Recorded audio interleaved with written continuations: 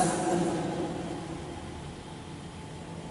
Pertolongan kepada kita adalah di dalam nama Allah yang menjadikan langit dan bumi. Turunlah kiranya di atas kita sekalian anugerah dan damai sejahtera daripada anaknya Yesus Kristus Tuhan kita. Amin. Tetapi dia tertikam oleh karena pemberontakan kita. Dia diremukkan oleh karena kejahatan kita. Ganjaran yang mendatangkan keselamatan bagi kita ditimpakan kepadanya, dan oleh bilur-bilurnya kita menjadi sembuh. Amin. Kita berdoa. Bapa yang bertahta dalam kerajaan surga, Tuhan kami Yesus Kristus, kami bersyukur berterima kasih kepadamu oleh karena kasih-Mu Engkau memberikan putra-Mu yang kudus datang ke dalam dunia, mengalami penderitaan, bahkan Tuhan mati disalibkan.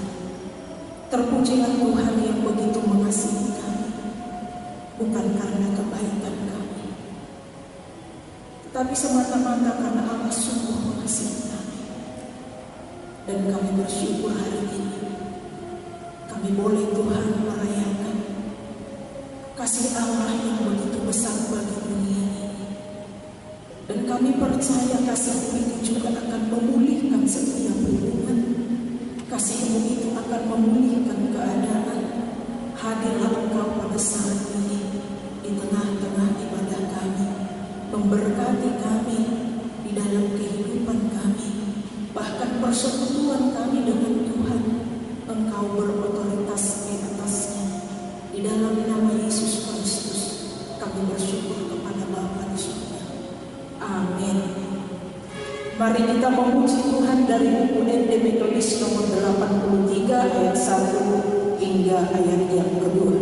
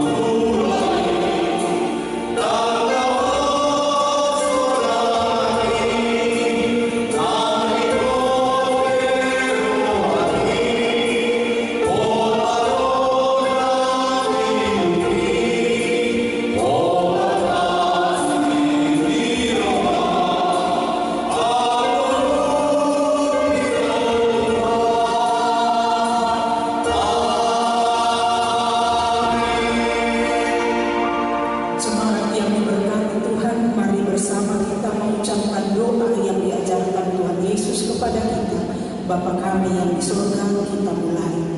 Bapa kami yang di surga, dikuduskanlah nama-Mu, datanglah kerajaan-Mu, jadilah kehendak-Mu di bumi seperti di surga. Berilah kami pada hari ini makanan kami yang sesungguhnya, dan ampunilah kami akan kesalahan kami, seperti kami juga mengampuni orang yang bersalah kepada kami. Dan janganlah membawa kami ke dalam pencobaan, tetapi lepaskanlah kami daripada yang jahat, karena Engkau yang mempunyai kerajaan dan kuasa dan kemuliaan sampai selama-lamanya. Amin. Kita kembali memuji Tuhan dari buku nyanyian Rohani Metodis nomor 150 ayat yang pertama hingga ayat yang kedua.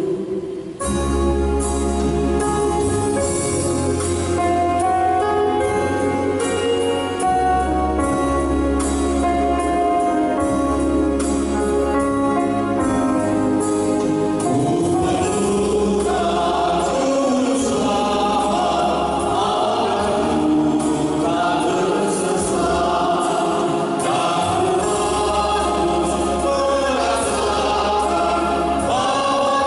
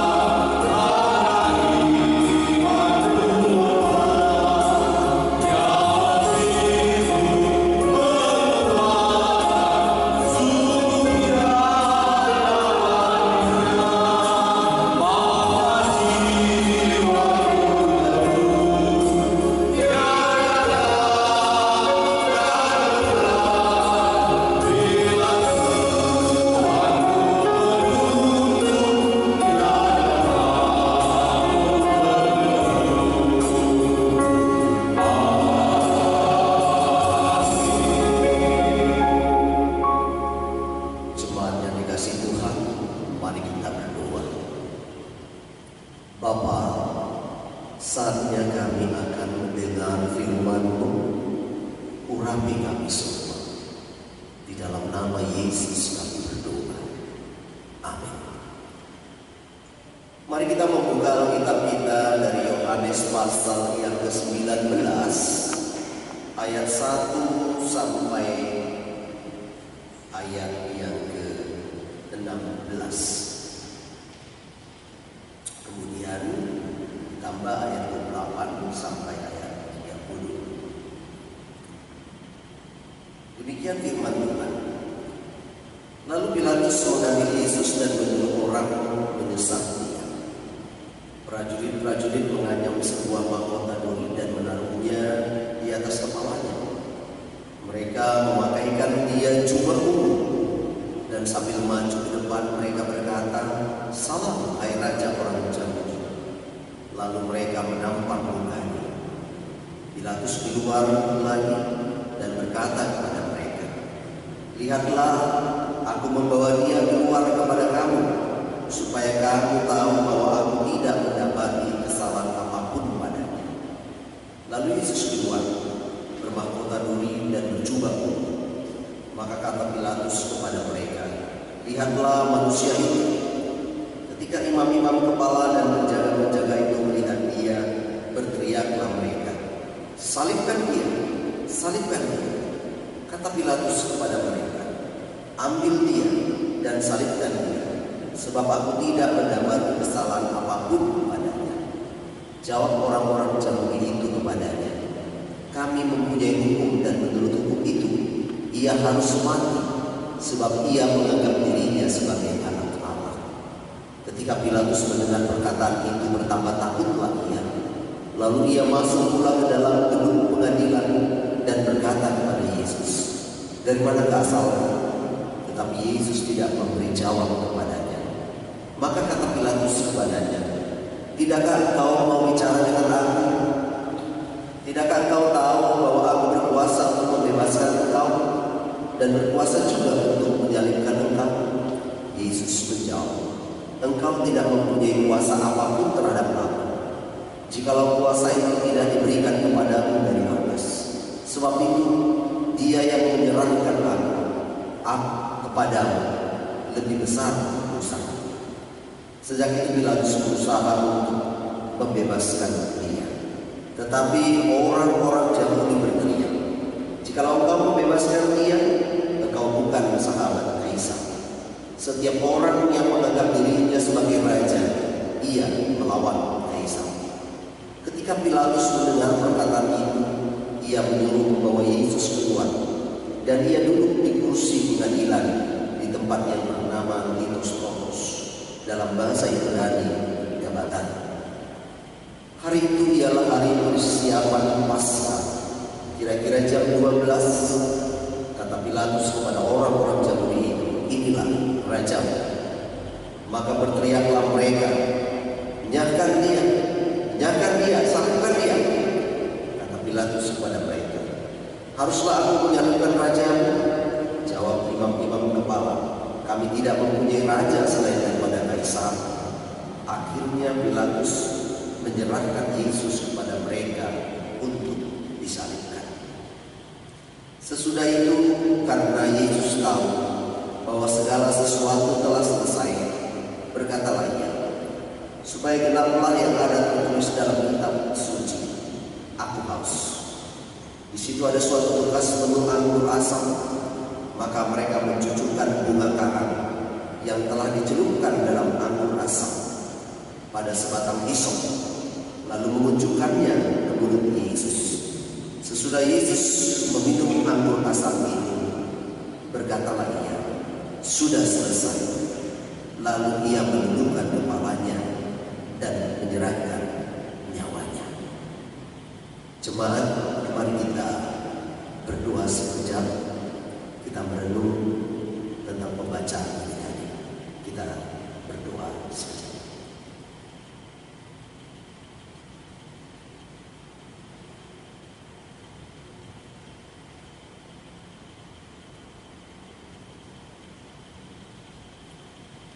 Amin. Kita melanjutkan pembacaan kita. Yesus dikuburkan. Yohanes pasal 19 ayat 38 sampai 40. Sesudah itu Yusuf dari Arimatea, ia murid Yesus, tetapi sembunyi-sembunyi karena takut kepada orang-orang Yahudi, meminta kepada Pilatus supaya ia diperbolehkan menurunkan mayat Yesus. Dan Pilatus meneruskan permintaannya itu. Lalu datanglah ia dan menurunkan mayat itu. Juga Nikodemus datang ke situ. Dialah yang mula-mula datang waktu malam kepada Yesus. Ia membawa campuran minyak mur dengan minyak mengandung, kira-kira 50 kaki beratnya. Mereka mengambil mayat Yesus, mengapaninya dengan kain lenan, dan membumbuinya dengan rempah-rempah menurut adat orang Yahudi bila menguburkan mayat.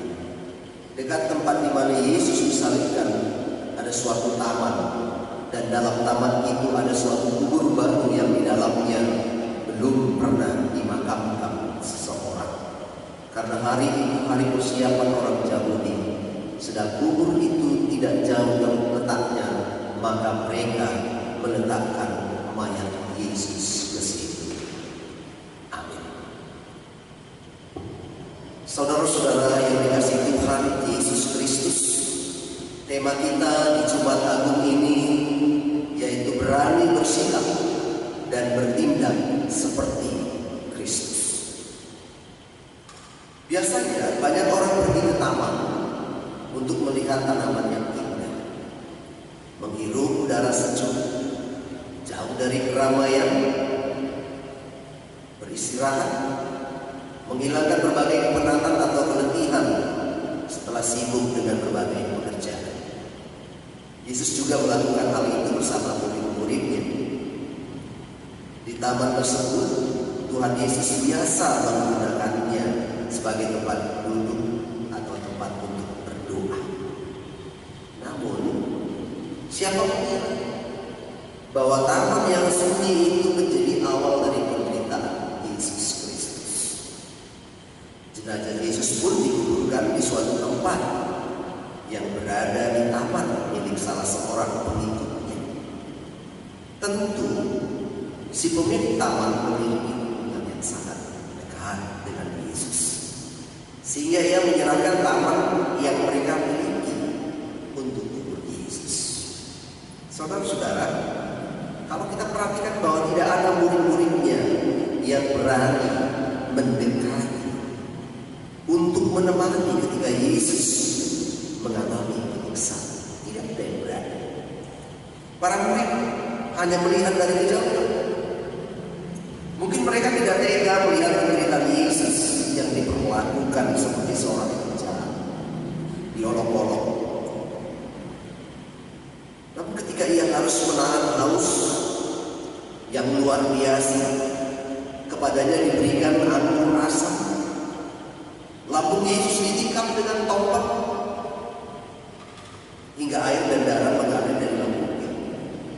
Saudara-saudara, penderitaan yang dialami Yesus sungguh teramat mengerikan. Namun semua itu rela dijalani. Sesungguhnya bukan karena ia tidak mampu untuk melawan, melainkan ia menunjukkan kepada mereka, kepada manusia, bahwa penderitaan yang dialaminya justru dimaksudkan untuk menyelamatkan manusia. Menyelamatkan manusia dari penderitaan karena dosa. Dalam penderitaan yang demikian memang sudah menjadi kehendak Allah. Ia adalah hamba yang setia, rela menderita dan mati di kayu salib demi menyelamatkan manusia yang berbuat dosa, termasuk saya dan juga saudara-saudara. Lalu setelah peristiwa kematian Yesus di kayu salib, siapa yang merawat Yesus? Siapa yang menanamnya? Apakah semua murid memakamkannya? Tidak. Apalagi Judas. Dia adalah Yusuf dari Arimatea dan Nikodemus. Mereka berdua yang mengambil Yesus untuk dikebumikan. Yang pertama, Yusuf dari Arimatea. Sebenarnya dia adalah murid Yesus, tetapi bukan yang ke-12.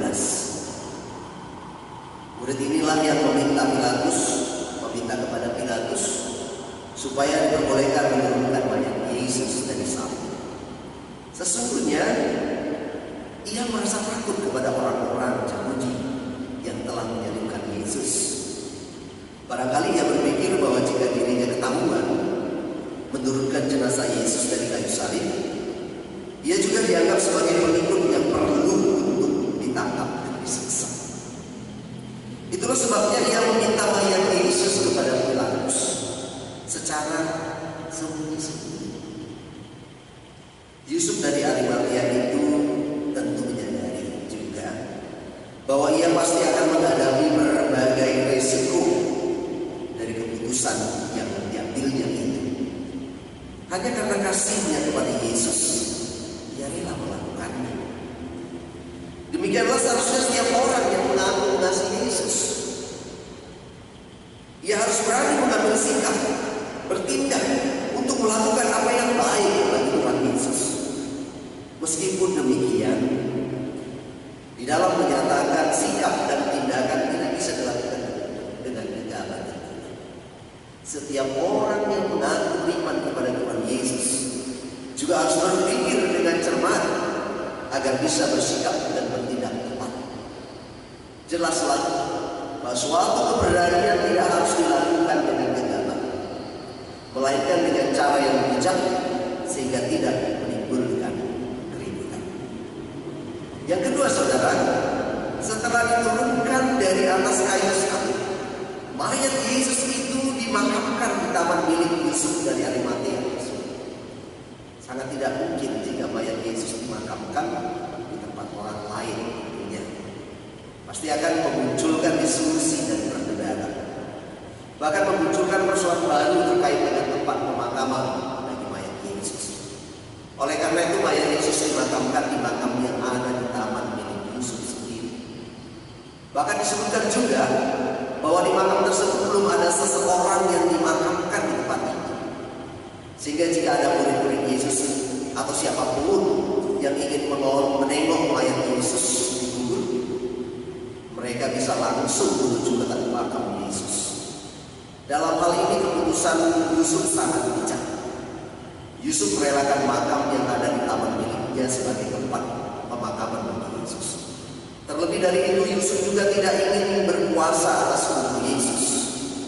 Ia memperbolehkan siapapun yang akan datang untuk melihat Yesus. Yusuf telah membuktikan dirinya dengan mewujudkan sikap dan tindakan yang tidak mementingkan dirinya sendiri. Tidak banyak kata-kata yang dia ucapkan untuk mewujudkan kasihnya kepada Yesus. Memang kasih itu tidak cukup jika hanya diucapkan. Terlebih dengan berbagai uraian penjelasan yang detail dan terperinci. Kasih itu harus dinyatakan dalam sikap dan tindakan yang konkret. Orang kedua, saudara-saudara, yaitu Nikodemus. Nikodemus adalah seorang Farisi, pemimpin agama Yahudi yang pernah menjumpai Yesus untuk berdiskusi tentang dilahirkan kembali. Saat kematian Yesus, Nikodemus justru datang dengan membawa campuran minyak mur dan garam yang biasanya digunakan untuk mengurangi bau mayat. Kalau zaman sekarang mungkin kopi dibakar setelah disuntik dengan formalin. Minyak mur dan garam ini dibawa oleh Nikodemus sebagai wujud kasih dan hormatnya kepada Yesus. Apa yang dilakukan Nikodemus terhadap mayat Yesus? Ini merupakan suatu sikap dan tindakan yang berani. Sebab apa yang dilakukannya pasti bertentangan dengan orang Farisi yang membenci Yesus. Perbuatan kasih dan hormat itu memang bisa ditunjukkan kepada setiap orang. Sebab pada dasarnya setiap orang berhak menerimanya. Saudara-saudara, Yusuf dari Arimatea dan Nikodemus berani bersikap bertindak seperti yang diajarkan dan diteladankan Yesus Kristus. dengan segala risiko yang mungkin akan dihadapi mereka, baik dari orang Yahudi maupun dari murid-murid Yesus sendiri. Namun, kedua orang ini tidak peduli dengan semuanya ini. Bagi mereka yang penting adalah bisa melakukan apa yang baik bagi Yesus yang mereka kasih. Kedua orang itu tidak hanya belajar dari apa yang dilakukan dan dialami Yesus, melainkan juga menerangkan ajaran dan teladan Yesus. Saudaraku, memang tidak mudah untuk melakukannya, sebab pergumulan dan tantangan yang dihadapi tidaklah ringan. Kenyataannya, ada saja orang yang mengaku beriman kepada Tuhan Yesus Kristus, tetapi tidak berani bersikap dan bertindak secara tegas dalam menyatakan dan mempertahankan imannya. Bahkan identitas diri sebagai orang yang beriman kepada Tuhan Yesus Kristus sendiri pun tidak berani diungkapkan dengan tegas. Padahal Tuhan Yesus Kristus telah mengajarkan dan memberikan teladan tentang keberaniannya dalam menyatakan suatu kebenaran. Lalu bagaimana dengan kita? Bagaimana dengan saudara di rumah? Kita pun harus berani bersikap dan bertindak seperti Tuhan Yesus Kristus bertindak untuk kebenaran. Amin. Mari kita berdoa. Terima kasih Bapa buat firman-Mu, mengajakkan kami untuk mau meniru Yesus, berani bertindak yang benar. Apa yang diikuti oleh Yusuf dari Arimatia dan juga Nikodemus, biarlah kami juga patut meneladani mereka berdua. Bapa, ampunkanlah dosa-dosa kami, dan kami berterima kasih kepadamu telah memberikan anakmu Yesus Kristus yang mati tersalib untuk menebus dosa-dosa kami. Terima kasih Yesus atas penebusan, dan biarlah Roh Kudus tetap mengajarkan kami melakukan kasih dalam dunia ini. Demi Yesus Kristus kami berdoa. Amin. Saatnya kita akan mengumpulkan persembahan. Kita menyanyikan pujian bagi Tuhan, suci, suci, suci.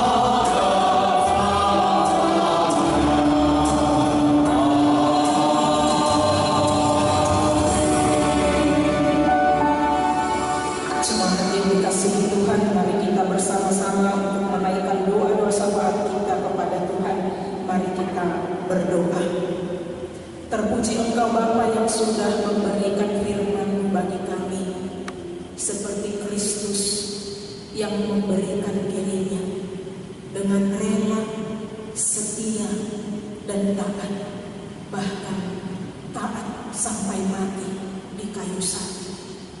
Tuhan, terima kasih untuk pengorbanan-Mu yang begitu besar di dalam kehidupan setiap manusia. Begitu Engkau mengasihi kami, sehingga kami beroleh keselamatan. Kami beroleh pemulihan dari setiap keadaan kami. Terpujilah Tuhan yang memberikan kasih yang besar itu.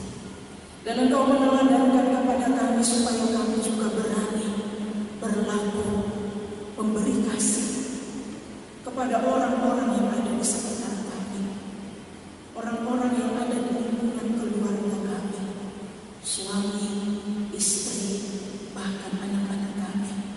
Ketika kami merasakan bahwa kami sudah dikasihi Allah, maka kami pun boleh mengasihi mereka yang ada di sekitar kami.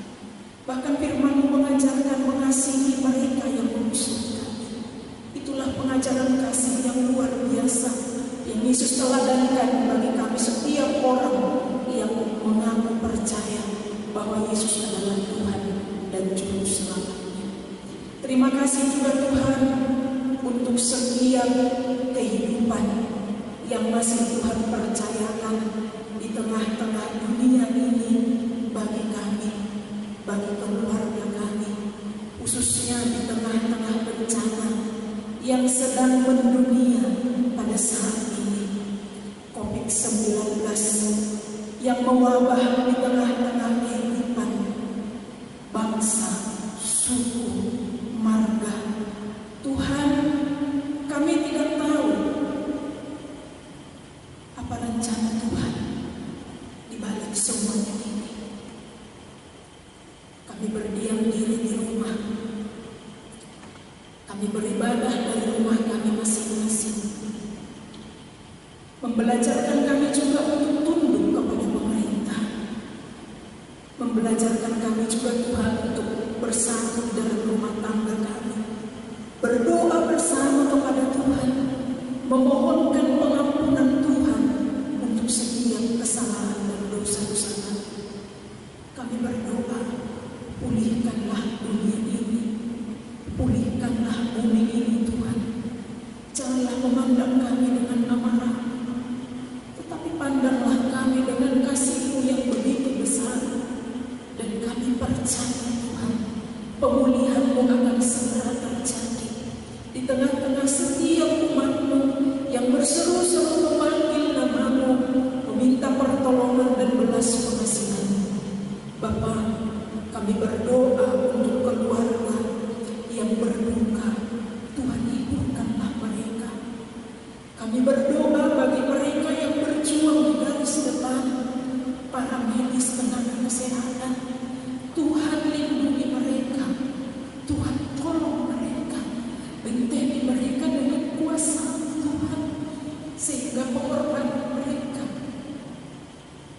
boleh membuahkan hasil. Biarlah Tuhan setiap orang boleh bekerja sama di dalam memutus rantai penyebaran virus ini.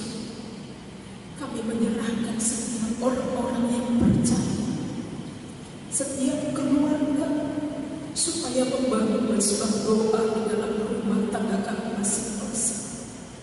Karena Engkau berkata, di mana 2-3 orang berkumpul di dalam nama-Mu, Engkau hadir di sana. Dan kami percaya Tuhan, dengan kehadiran-Mu maka pemulihan akan terjadi di tengah-tengah dunia ini, di tengah-tengah bangsa, khususnya Tuhan bangsa Indonesia. Kami berdoa untuk Kabupaten Asahan. Tuhan, Engkau membentengi kami, Engkau memulihkan kami. Biarlah Engkau memberikan hujan pertobatan di tengah-tengah Asahan ini Tuhan. Setiap orang-orang percaya benar dan sungguh melakukan imannya dalam hidupnya. Setiap hamba-hamba Tuhan benar dan sungguh melakukan tugas dan tanggung jawabnya. Setiap kepala keluarga berlaku seperti imam di dalam rumahnya.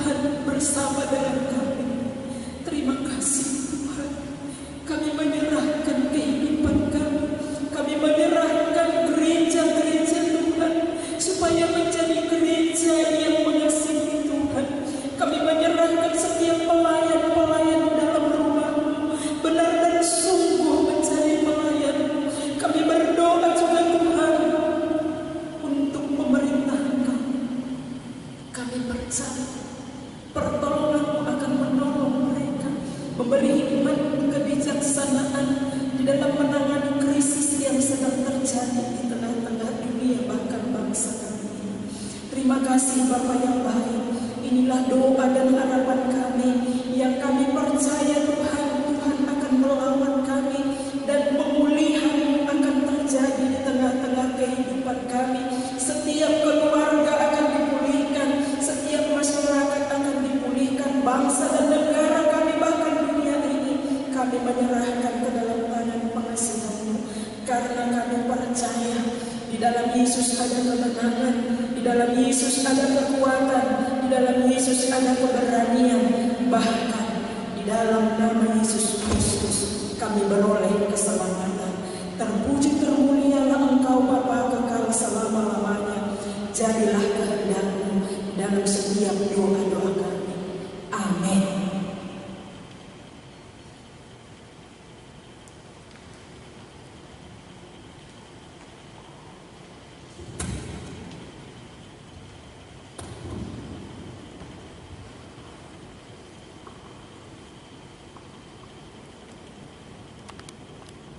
Saatnya kita akan melakukan perjamuan kudus. Kami dari gereja ini menyampaikan secara simbolik, namun kita tetap di rumah melakukannya dengan seadanya.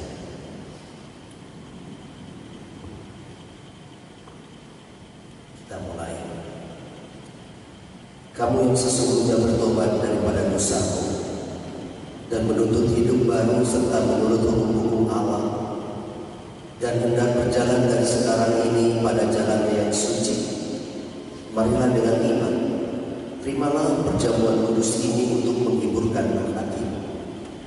Berlututlah kamu dengan rendah hati, mengaku dosa-dosamu kepada Allah yang Maha Kuasa. Allah yang Maha Kuasa, Bapa Tuhan kami Yesus Kristus, yang menjadikan semesta alam, hakim segala manusia, dengan sedih hati kami mengaku banyaknya dosa-dosa dan kejahatan yang selalu kami perbuat melawan Tuhan dengan pikiran kami. Hati kami sangat sedih dan menyesal mengingat kesalahan itu, dan dengan sungguh-sungguh kami berdoa, kasihanilah kami yang banyak berkasihan. Ampunilah kami, tolonglah kami dari saat ini, agar kami dapat menghormati dan memuliakan nama-Mu demi Yesus Kristus Tuhan kami. Amin. Allah yang Maha Kuasa, Bapa kami yang di surga, karena besar kasih-Mu, Engkau menjanjikan keampunan dosa kepada semua orang yang kembali kepadamu dengan pertobatan dan iman yang benar. Kasihanilah kami, ampunkanlah dan lepaskanlah kami dari segala dosa kami, teguhkanlah dan kuatkanlah kami dalam segala kebaikan, dan bawalah kami kepada hidup yang kekal demi Yesus Kristus Tuhan kami. Dengarlah apa yang dikatakan dalam Alkitab pada mereka yang merendahkan hatinya dan bertobat. Jikalau barang seorang berbuat dosa, maka kita ada seorang juru syafaat kepada Bapa, yaitu Yesus Kristus yang benar itu. Dan Ialah menjadi kurban perdamaian, bukan karena dosa-dosa kita saja, melainkan karena dosa seisi dunia ini juga. Angkatlah hatimu. Kami mengangkat hati kami kepada Tuhan. Biarlah kita berterima kasih kepada Tuhan. Memang selayaknya kita berbuat demikian. Memang selayaknya, benar dan wajiblah kami pada setiap saat dan pada setiap tempat mengucapkan syukur padamu ya Tuhan, Bapa kami yang kudus, yang Maha Kuasa, Allah yang kekal. Sebab itu bersama dengan malaikat-malaikat dan bala tentara sorga kami puji dan besarkan nama-Mu yang mulia ini, dan selalu memuji Tuhan serta berkata, Kudus, kudus, kudus, Allah Tuhan Sarwa sekalian alam. Penuhilah surga dan bumi dengan kemuliaan. Bagi-Mu ya Tuhan yang Maha Tinggi. Amin. Mari kita berdoa. Allah yang Maha Kuasa, Bapa kami yang di surga, yang sebab kasih-Mu yang besar itu sudah memberikan anak-Mu yang tunggal, Yesus Kristus, yang sudah menderita kematian di atas salib untuk penebusan kami, yang oleh persembahan yang sekali itu sudah membuat korban yang penuh, sempurna, dan cukup bagi dosa-dosa seluruh dunia, dan yang menentukan, dan dalam Injilnya yang kudus sudah memerintahkan kami melanjutkan peringatan ini atas kematian yang mulia itu. Dengarlah kami ya Bapa yang berkasihan, dengan rendah hati kami memohon kepadamu, dan tolonglah kami yang menerima roti dan anggur ini menurut peraturan anak-Mu Juru Selamat kami Yesus Kristus, dalam memperingatkan kematian dan kesengsaraannya, juga mengambil bagian daripada zat keilahiannya dengan pertolongan Dia yang pada malam Ia diserahkan, lalu diambilnya roti. Dan sesudah Ia mengucap syukur, dipecah-pecahkan semua, diberikannya kepada murid-muridnya itu kepada, dan berkata, ambillah, makanlah, inilah tubuhku yang diserahkan karena kamu. Perbuatlah demikian menjadi suatu peringatan akan Dia. Demikian juga sesudah makan, diangkatnya cawan minuman. Diucapkannya syukur serta diberikannya kepada mereka dan berkata, minumlah kamu sekalian dari cawan ini. Inilah darah perjanjian baru yang ditumpahkan karena kamu dan karena orang banyak sebagai jalan keampunan dosa. Maka seberapa kali kamu minum, perbuatlah demikian menjadi peringatan akan Aku. Tuhan yang Maha Tiada kami berada dalam gereja-Mu ini dengan percaya akan kebenaran sendiri, melainkan karena Hak-Mu yang besar dan banyak itu, kami tidak layak untuk menerima di bawah gereja, tetapi Engkau ya Tuhan, pada kami dapat turut serta dalam peringatan ini akan anak-Mu Yesus Kristus, sehingga kami diberi dengan kesempurnaan hidupnya dan dapat semakin menyerupai Tuhan, dan dapat tinggal selama-lamanya dalam Tuhan, dan Tuhan dalam kami. Amin.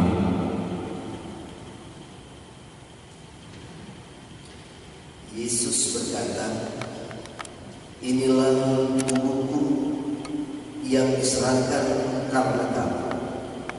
Ambil dan makanlah ini menjadi suatu peringatan akan Kristus yang mati karena engkau, dan hendaklah Ia menjadi makanan rohani bagimu melalui kepercayaan dan dengan ucapan syukur. Amin.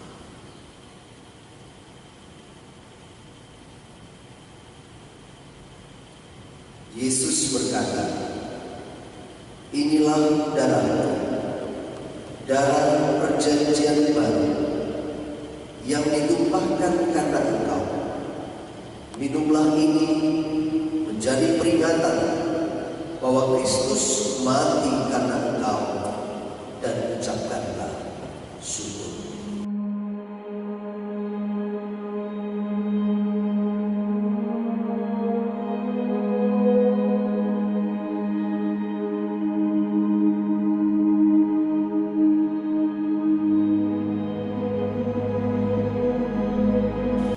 Ya Tuhan Bapa kami yang di surga, hamba-hamba-Mu yang hina ini memerlukan darah-Mu sebagai Bapa kami untuk menerima persembahan puji-pujian dan syukur kami ini.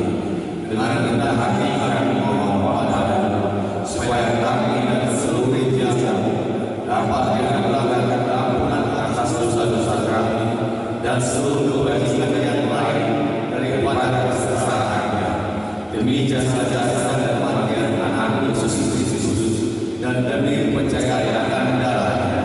Di sini ya Tuhan, kami mempersembahkan dan menyerahkan diri kami sendiri, jiwa dan badan kami kepada-Mu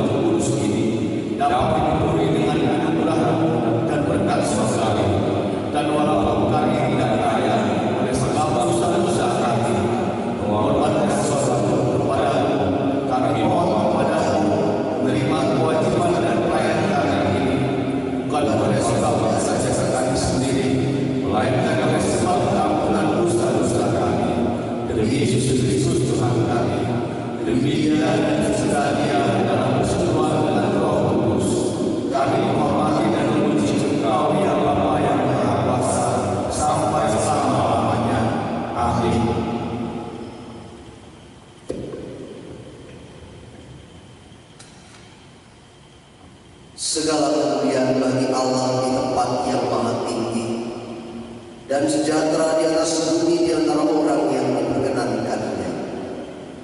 Kami memuji Tuhan, kami menghormati Tuhan, kami menyembah Tuhan, kami mengucapkan syukur kepada Tuhan, sebab kemuliaan-Mu yang besar itu, ya Tuhan Allah, Raja yang di surga, Allah Bapa yang maha kuasa, ya Tuhan Yesus Kristus, Anak yang tunggal, ya Tuhan domba Allah, Anak Bapa yang menanggung dosa-dosa seluruh masyarakat manusia.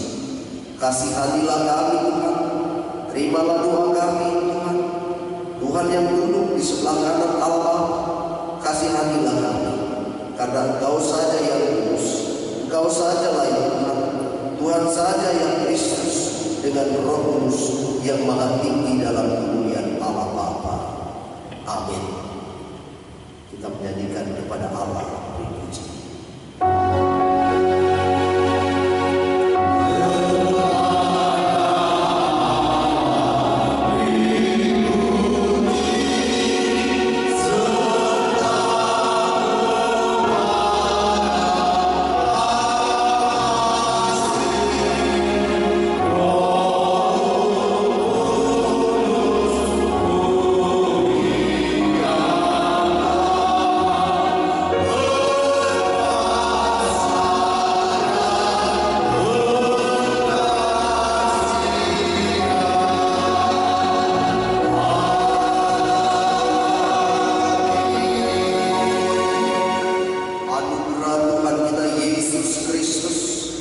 Kasih sayang Allah Bapa dan persekutuan dengan Roh-Nya yang kudus, Dialah yang menyertai kamu sekalian, memberkati hari ini sampai selama-lamanya. Amin.